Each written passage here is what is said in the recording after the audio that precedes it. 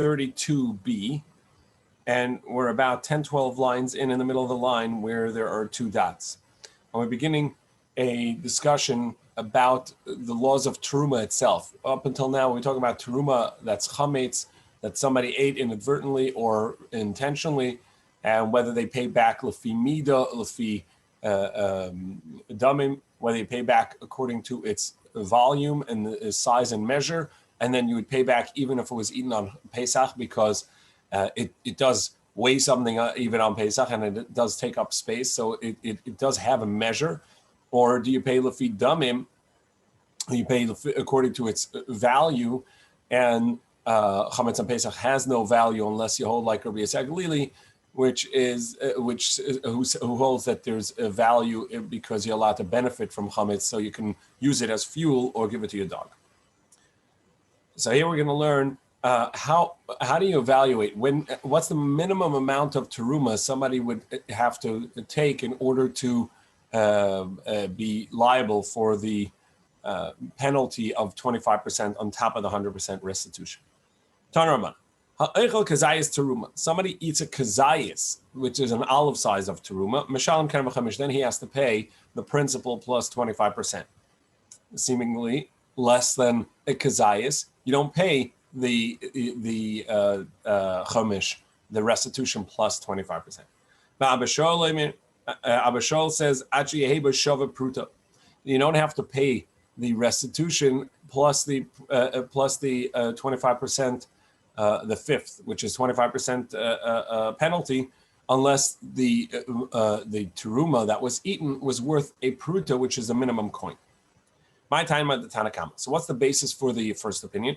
Amar Kra, it says in the Torah, "V'ishki yochal kodesh b'shgaga." If somebody should eat kodesh, holy, inadvertently. Now, eating less than the olive size is not eating. Putting a crumb in your mouth doesn't count as eating. So the minimum eating is a kazayas, and so it says in the Torah, "Ishki yochal," when you shall eat. So it has to be achila b'kazayas with an olive size. Abashol says, "My time." What's his reason? On my crowd, it says on the pasuk v'nasan. When he does so, then he's going to have to give to the kohen the restitution plus 25%, plus a fifth, which is 25%. And it says v'nasan, and he shall give. If you give something worth less than the smallest coin, then that's not giving anything. Right? You give a crumb, that doesn't count. So if you give something worth less than a shava pruta, it doesn't count. V'idach. What is the first opinion to say? Nami ba'ksiv yochel. So how does Abashol respond to the fact that it says yochel, he has to eat, and you're saying that he can eat even less than a kazayas, and he would have to give back because we're saying Abashol holds that it's dependent only on the value and not on its volume, not on its weight or size. That's to tell you that only if you eat it do you pay the restitution plus the penalty. But if you but if you damaged it and you didn't eat it, but you damaged it, you ruined it, you threw it into the sea, you destroyed it in some way, there's no penalty of besides for a restitution. Tanakama aksiv. And what about the first opinion? It says that you have to give, meaning you have to give something of value. That's something else. That's not to tell you the minimum amount to give, but you have to give something that actually could become sanctified, as opposed to which is that you don't give something that it itself is chametz on Pesach and cannot become sanctified. So we're now going to analyze these opinions, or Rabbi Shol's opinion, really. Tanarman.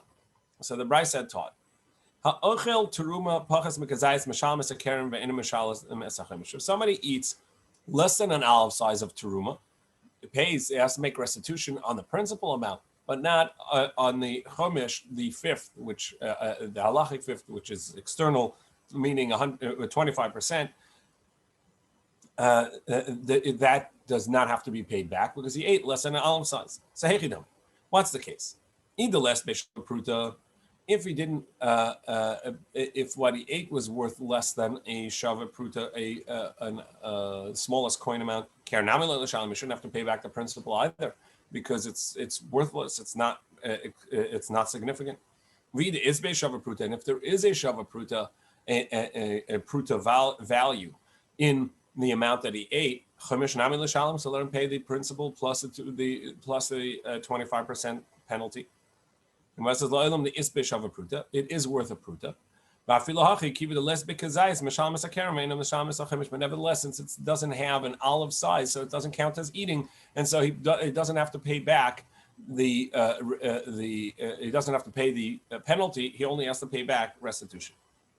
So the Chachamim, they told this teaching over to Rav Papa, and they said, this must be not like the opinion of Abba Shaul, who said in the previous brisa, the previous statement we saw, that Abba Shaul said that the basis for paying principal plus the 25% penalty is not based on whether you ate a kazayas or not, an olive size or not, but whether it was worth a pruta or not.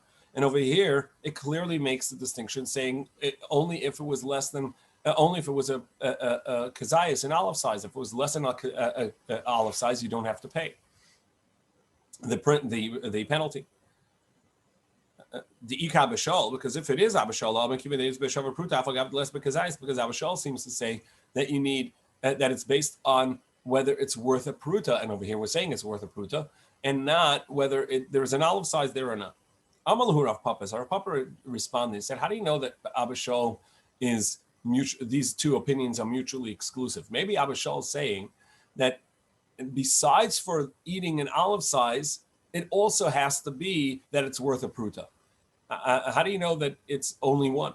Afilotema Abishol, I can even tell you that it's Abishol. And Abishol Tartibay, Abishol has two minimum requirements. It has to be both that you ate an olive size, at least, and that it was worth at least a pruta." So Gemara says, "Is that true? Mi by Abishol Tarti? Does he require both in order to transgress? To transgress, you do anytime you ruin teruma, but that you would be responsible for the 125%." Well, what about this teaching? Well, Tanan Abishol Emir, and this may actually be it's a brisa, so it's about Tanya. We learned. Abishol Emir. Abishol says, if it has a shava pruta, if its value is a pruta, then you have to pay back. That which is not shava pruta, you do not have to pay back. So the brisa clearly says that the basis is simply, does it have a shava pruta or does it not have a shava pruta? Amrulai, and they responded to him, no, shava pruta is only true, is only the minimum requirement in regards to me'ila, misuse of hektish, of something from the Beis HaMikdash, where you then would be required 125% plus a korban. Aval truma, but by teruma, it's not based on shava pruta, on the value of a pruta, but rather it is based on whether you've eaten a kazayas size, at least an olive size or not. Vim isa, and if it's true that he requires both, kiva sheyesh ba shava pruta mibayle, kiva sheyesh ba kazayas mibayle. It shouldn't say until you would not be obligated until you have a kazayas. Well, Abishal also says you need a kazayas, so it should say all you need is a kazayas. The wording indicates that Abishal did not require an olive size, because if he did, it shouldn't say you're not obligated until you have a kazayas. Well, Abishal also required a kazayas. So rather, what the brisa should have said, Abishal doesn't hold you responsible for the penalty unless you had a kazayas, right? Because you have a kazayas alone. So the fact that the wording indicates that Abishal doesn't require kazayas tells us that he only requires shava pruta, only the value needs to be like at least the smallest coin, but he doesn't have a minimum size that you would eat. So you have to. So that's a contradiction to Rav Papa's attempt to say that Abba Shaul would hold both. And indeed, even Rav Papa accepted that and retracted his offer that maybe Abba Shaul means both. And even Rav Papa retracted. And the Gemara is going to go into a lengthy discussion in the Brisa with Rav Papa's challenge in trying to understand the opinion of the Brisa. And by that question, we will see that he had retracted. The Tanya. So we're going to see this teaching, and then at the end, it's going to come back to show us that Rav Papa also retracted and holds that Abba Shaul only requires a minimum value and not a minimum size to be eaten. The Tanya we learned. V'chata b'shgaga.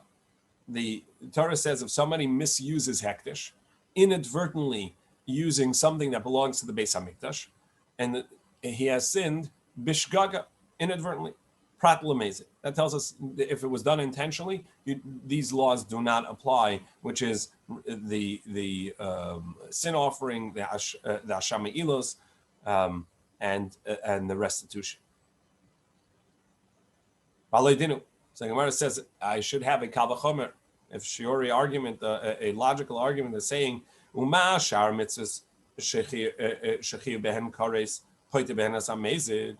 If other mitzvahs which have kares, you don't bring a korban unless you sin inadvertently. Only and if you did so intentionally, you don't have a korban. So this is a general rule that a chatas offering comes when if you transgress the prohibition, if you transgress the Torah intentionally, the punishment is kares. The soul is cut off from its source. That's when, if you did it inadvertently, you bring a chatas offering. That's the general rule. So if by all mitzvahs where there's a kares, which is a severe punishment, kares when you do something intentionally, but there is no korban, you don't bring a sin offering. You only bring the sin offering if you did so inadvertently, without intent. So you see that there is an exemption for the korban if somebody acted intentionally. Me'ila she'ema kares. So me'ila, which is a lesser punishment because it doesn't have kares, it doesn't have the soul being cut off from its source and the person dying early. She'ema kares ein adin shapata es hamezid. Isn't it clear that it's only when you do so unintentionally and not when it's done with intent? And therefore, why did the Torah have to tell me that this is a bishgaga, that the sin offering for me'ila, for misuse of hekdesh, is only with intent when done unintentionally? Look, so the Gemara then says no. The Brisa says, well, maybe me'ila is worse because there is a capital punishment, actually not from Beis Din, but from Shemayim, that there's a death sentence on this person from Shemayim. Whereas me'ila, there is death sentence, and therefore maybe even intentionally you need a sin offering, and that's why Tamalem Bishgaga Prat Lameza to tell you that even if you did it intentionally, you won't bring a sin offering. Meaning, at first the Gemara the Bryce is saying kares is more severe, and then the Gemara is responding, no, maybe perhaps the misa b'dei shamayim, this death sentence from heaven, is more severe. The Gemara is going to challenge that, which one isn't. But in any case, that's why we need me'ila to tell us that it's only by unintentional misuse of hekdesh that you bring a korban, but not if you did so intentionally. Rav Nachman Yitzchak said, okay, Hai Tana meikara alimele kares l'b'soif alimele misa. At first he says, well, all other chatas offerings are more severe for a more severe transgression because there's kares. And then it says, no, actually, Misa B'dei Shamayim, the death sentence from heaven is more severe. Well, which one is it? V'amalei hachikam. And he responded, so Rechi Baravin responded this way. Like, Im Amris B'shar Mitzvah Shekain Lechi Behen Misa B'pachas Mikazais. It's not, it's talking about a specific thing.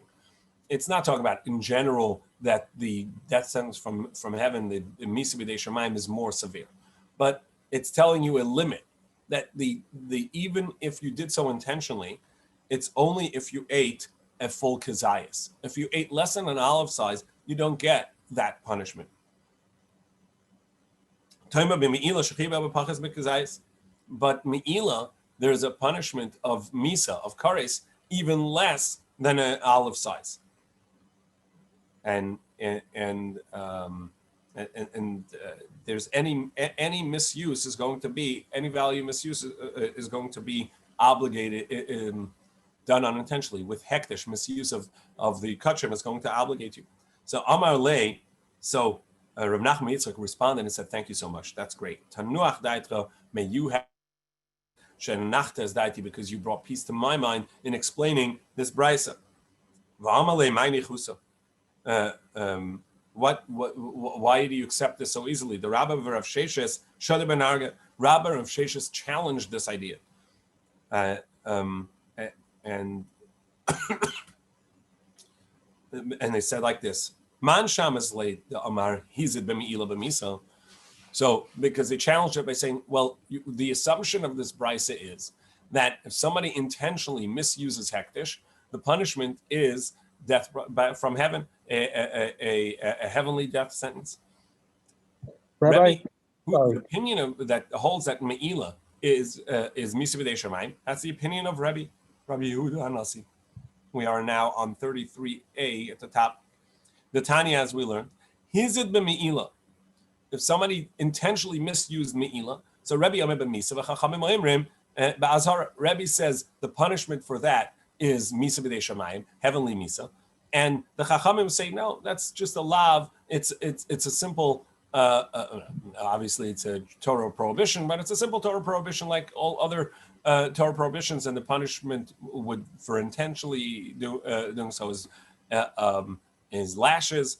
But it's not, the Torah doesn't give it the severity of a death sentence. So my time at the Rebbe. And what's the reasoning of Rebbe? Amar Rabbi Abou gama chet mitruma. And Rebbe learns it from teruma. It says here that he sinned, and it says over there he sinned, the word chet. So ma teruma b'misa af me'ila b'misa. He learns from me'ila from teruma. Just as in teruma, if somebody intentionally eats teruma, which is holy, sanctified to a kohen, so too by me'ila, that it gets misa b'dei shamayim imina, and in the reverse as well. Ma teruma b'kazayis. And from it, meaning not in reverse, and from it intrinsically, we learn also that teruma is b'kazayis. That teruma, just as teruma, the minimum size is an olive size. Af me'ila b'kazayis, so too me'ila, the minimum would be an olive size, and if you eat any less than that, it wouldn't count. So if you accepted my answer that the meaning is that there's only a death penalty if you eat by other things, if you eat a kazayis, but by me'ila, it's punishable by death from shamayim.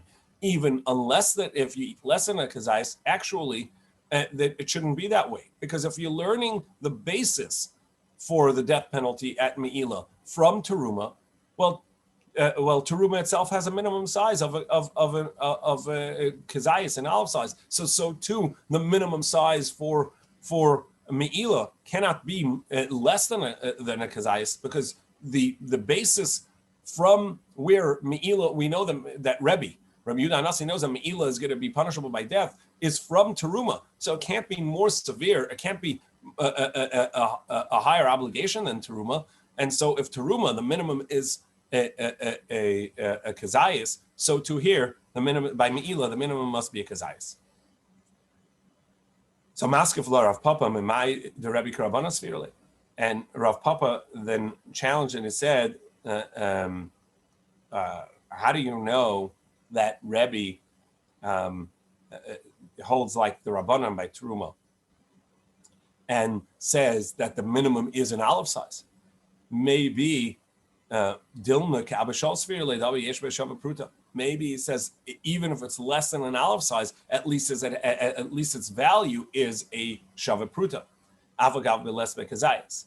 So Rav Papa trying to defend this understanding of the brisa, where the brisa first started off seemingly saying that kares is more severe, and then saying that misa, the death penalty is more from shamayim is more severe, and then the Torah in the response that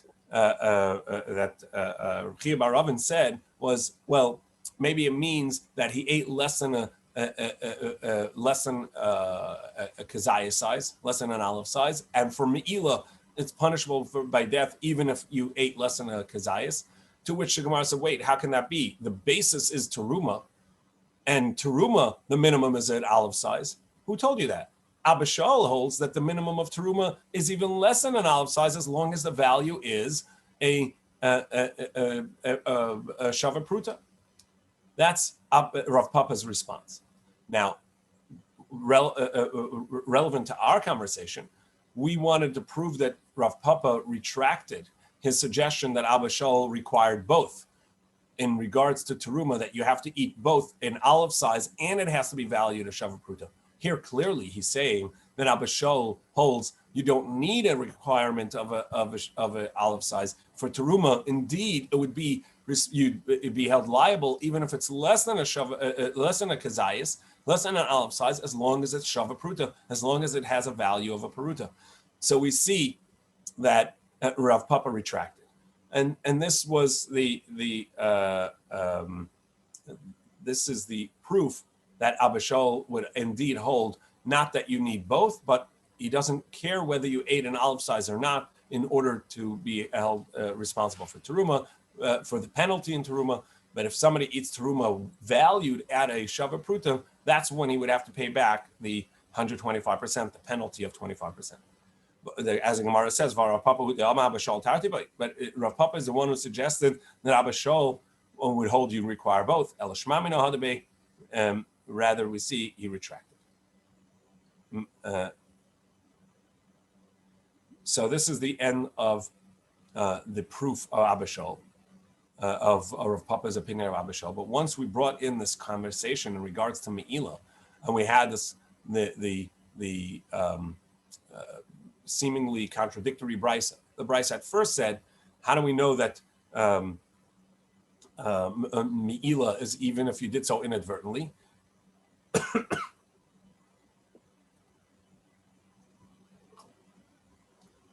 And the Gemara said, why do I need the pasuk to tell me that Me'ila is offering, the sin offering is only when you did so inadvertently, and not if you did so intentionally? We learn it from all other mitzvahs. So first, seemingly the brisa first said, other mitzvahs which have kares are more severe. And then it says that Me'ila is more severe because it has misa b'dei shamayim. And we said that's contradictory. Which one is the more severe punishment? And the first suggestion that Rav Chia Bar Ravin said was, oh, okay, it's talking about to tell you that even though that Me'ila is so severe, because even if you eat less than a kazayas, you'd be obligated. To which Rabbi and Rav Sheshes challenged that and said, no, it doesn't. It's not true, because we're learning it from teruma, and teruma is requires a kazayas. Now we're going to have other suggestions as the meaning to this brisa.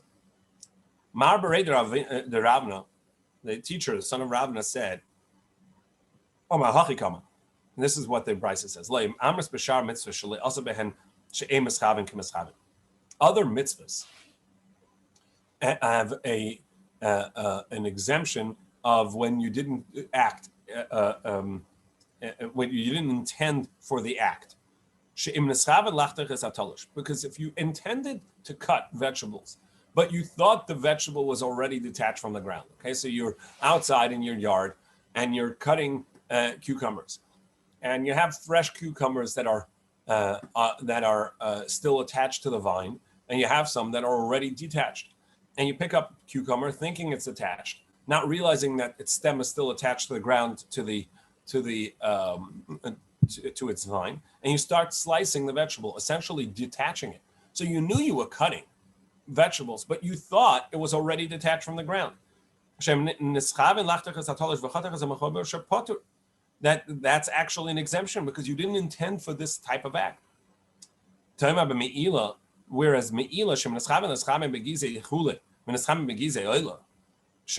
whereas by me'ila, it's more severe because you actually don't have to have intended for this type of act. If you intended to warm yourself with shearings from a wool, wool shearings from a sheep that were your own, that were mundane, simple, and it turned out it actually came from an offering, from a carbon offering, and you misused it. There is me'ila, even though that you didn't intend, you didn't know that it was even that. It seems to me that so that's the leniency by other things over me'ila, and that's why me'ila needed a special teaching to tell you that you bring a carbon even for shkaga. I'm a bit confused. Rav Nachman Yitzchak has a different distinction of me'ila in this. Sorry, Michael, what'd you say? Sorry, my sound was. So it's okay. Thank you. What I'm getting a little confused, but what I'm getting is, what's at play is there could be a mazid that's really kind of like feels like it's b'shoigeg. In other words, there was a shgaga, but the shgaga was in the ma'isa that he had in mind in the first place. Correct. So, but still, he doesn't bring a chatas, or he doesn't bring an asham because it's b'mezid. Could you speak out a little bit how the interplay there? Because I'm not clear on how this all works. So there are two levels of shogeg. Let's call it that. The level of shogeg, inadvertent action, that you're held liable for and you have to bring a carbon, is meleches machshavas. You have an intentional act. I intended to cook to cook an egg. I put it on the stove and I put it in a pot and added water and I turned on the stove and I cooked it. The act is what I intended. What I didn't realize was that today was Shabbos. I thought it was Sunday morning. I woke up, I was confused, and that's why I started making myself an egg. Or I knew it was Shabbos and I'd forgotten that you're not allowed to cook on Shabbos. So those are two shogegs. I forgot a specific halacha, but the act was actually intended. That's meleches machshavas, an intentional act, and that's where I would bring a chatas offering.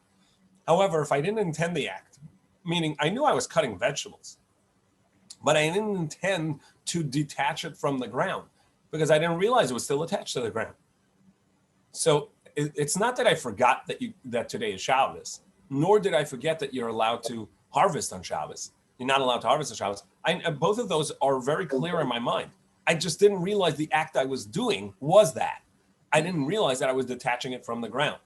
Even though I intended to do what I was doing, I intended to dice this vegetable, but I didn't realize that the stem was still attached to the ground.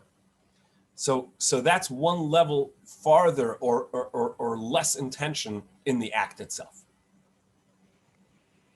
The next is going to take even one step farther away from intention, and Me'ila is going to be responsible even for that. Rav Nachman Yitzchak says it's even more.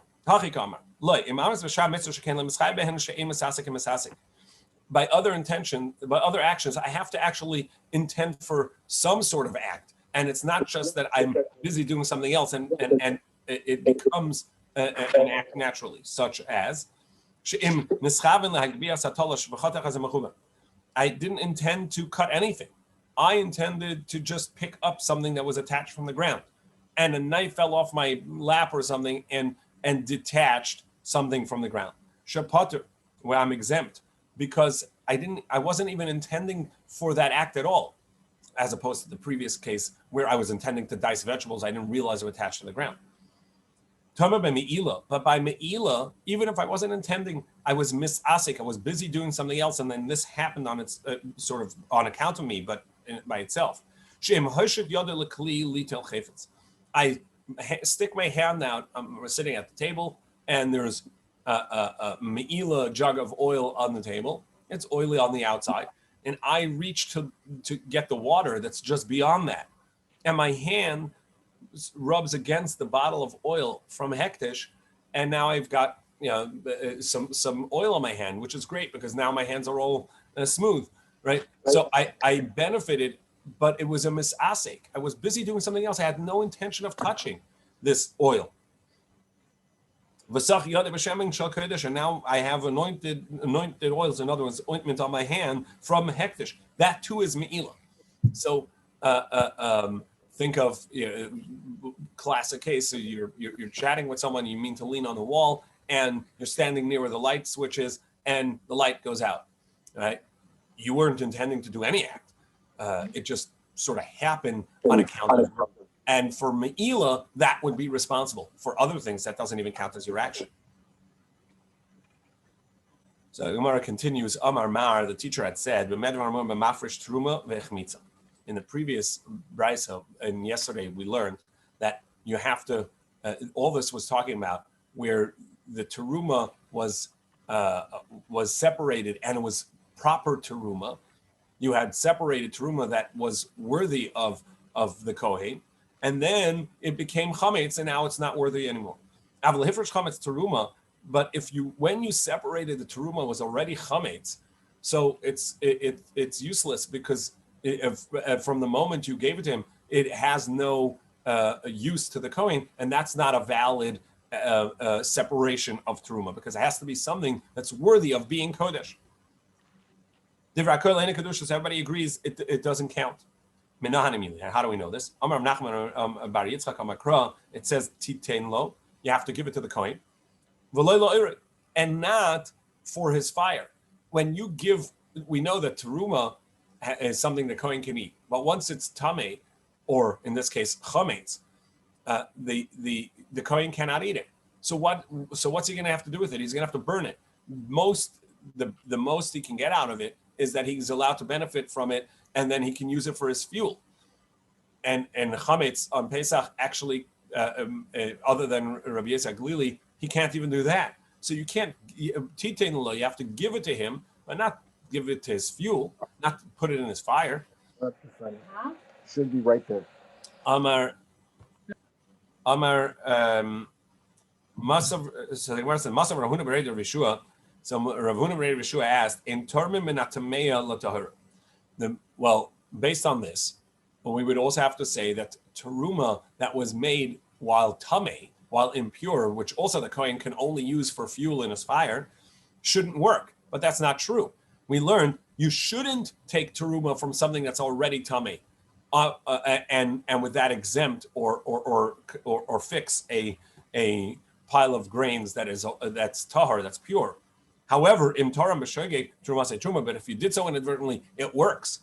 That means if you took tameh grains, you have grains that had gotten wet, so now they're susceptible to tuma, and then someone that's tameh touched it. So you take these grains and say, "Oh, I can't eat these. These are tameh.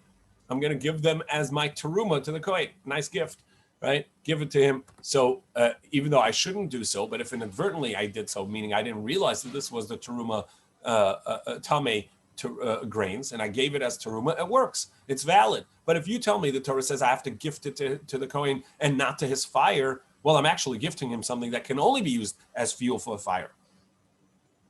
Why does it work? Let's say it doesn't work because it's only valued for fire and there's nothing to do with it. So Gemara says, well, actually, there's a distinction. For a moment, was it kosher for the teruma? Was it kosher for the kohen to have? And then it became invalid or not? If it was originally good and then became invalid, so then it's a good teruma. If it from the start was no good, then it was not. At no point could I have made this teruma when it was in a good state. But and what's the case that it never had an opportunity to be given as teruma from the start? It was already invalid. It was already chametz. Meaning that I had left my grains before harvesting I left it in the field too long. The sun was hot. It dried out the grain. So the grain is no longer green. The wheat kernels are no longer green.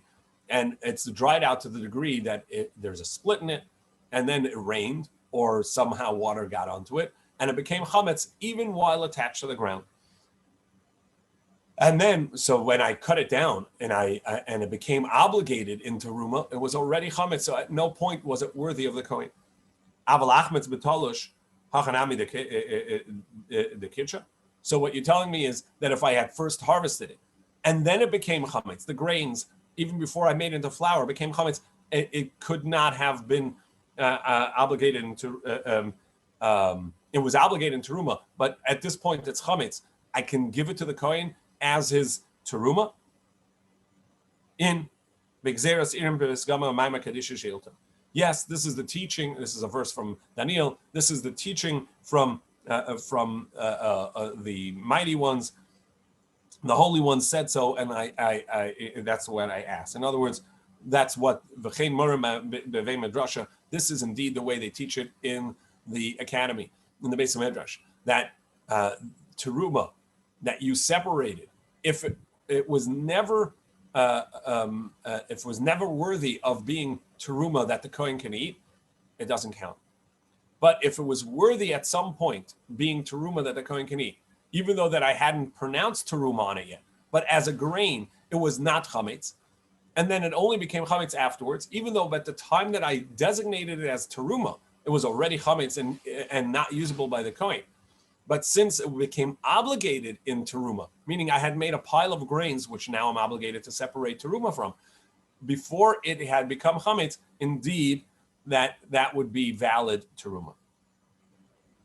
Ki asar Rav Huna Berei de Reshua. Gemara says that when Rav Huna Berei de Reshua came, and as it would come from Eretz Yisrael to Bavel and then back, so when he came, Amar, he said another source for the idea that chametz teruma is now valid. Amar Kra, we're now on 33b, Lamed Gimel Lamed Beis. Amar Kra, rachis.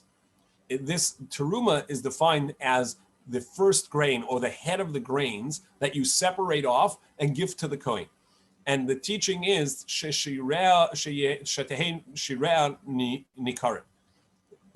It has to be that the remainder, that you take off a separation, you give that to the kohen, and now the remainder is edible to the Yisrael, to the landowner who had harvested this. That's what teruma is. It has to have shirayim. The remainder is nikarim, is recognizable as becoming kosher. But if it's chametz and Pesach, then there is no remainder because nobody can use any of it. The kohen can't use the teruma, and the Yisrael can't use the remainder.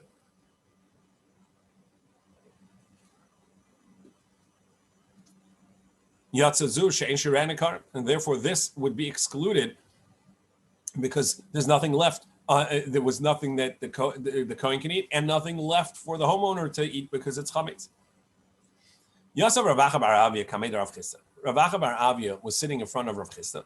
V'yasav Amar Mishmei Rabbi Yochanan, and he taught in the name of Rabbi Yochanan a teaching. Anavim shenitmu dorcham pachas pachas v'kabesa. So a little introduction. We're running out of time, but introduction into teruma and a reminder of some things we have.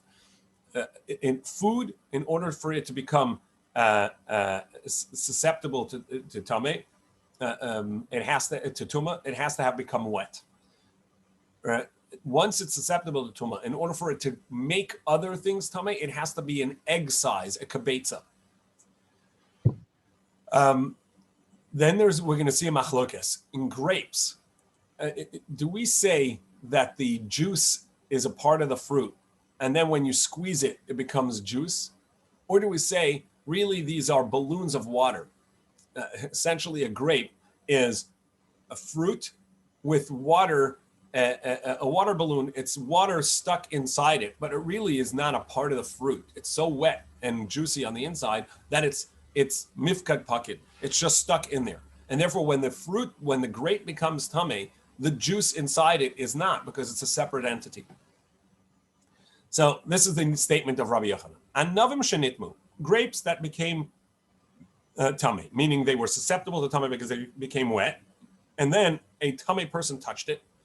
So how do I squeeze these grapes so that the wine is not tummy?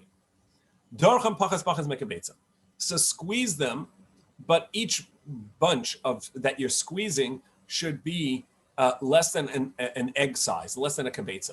And by doing so, the grape can't make the juice tummy. As we just said, in order for food to make something else tummy, it has to be an egg size. And since you took less than an egg size in the total amount of grapes, it can't make the juice tummy because it's not the minimum amount. V'yeno kosher lenasachim, and then the wine will even be kosher for the Beis Hamikdash, for the altar, for the mizbeach. Alma kasavar. So what we can see is that Rabbi Yochanan is of the opinion mashkin mifked pakidi, that the grape juice, the juice of the grape, is not a part of the grape, but it's just like water in a balloon. It's a separate entity that's contained within the grape skin, and therefore it never became tamei when the grape became tamei. And so when would it become tamei? When you squeeze it, and at that point the grape is less than an egg size. It's not an egg size. So Gemara says, well, actually, then you don't need less than an egg. You can be exactly an egg, because as soon as you squeeze out a little bit, now it's less than an egg size, and the first juice that comes out makes it less than an egg size, and that juice cannot become tummy. The Tanan, as we learn, tummy meisha sachat zeisam, as we learn, someone who himself is tummy, came in contact with a dead person, and now he's squeezing grapes and olives. Kibetza, as long as it is exactly a betza size, an egg size, mechuvenes, tahar, then they remain tahar, because as soon as he squeezes some out, the juice that comes out cannot become tamei, because the size of the food that's tamei is less than a kibetza. Now, how did he squeeze it? Rashi points out, as we see, that he's not directly squeezing the grapes with his hands, because then the wine will come tamei from his hand. Rather, he's doing so with something that's not susceptible to tumah, and he's pressing it with that. In any case, so why over here do you say that it has to be? Did Rabbi Yochanan say it has to be less than an olive size? No, sorry, less than an egg size. Hasam the ovid there. If you did so with an exact kibetza, then it'll be fine.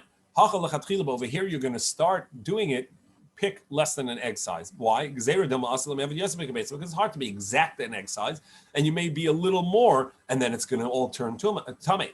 So make sure to be less than an egg. But if you were exact, it would work, but you want to be less. So this is Rabbi Yochanan's teaching. The concept, again, is that in order for food to make something else tummy, it has to be the size of an egg, and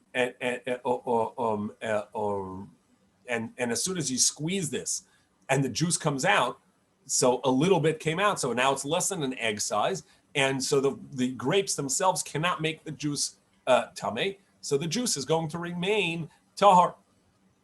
If you had more than an egg, so the first bit that comes out, you still have an egg size of food that's tamei, and it'll make the wine tamei, and each bit that comes out is already a combination of a full egg size tamei. And the basis of this is Rabbi Yochanan's understanding that the egg, Rabbi Yochanan's understanding that the juice of a grape is not a part of the grape, but it's just contained within the fruit.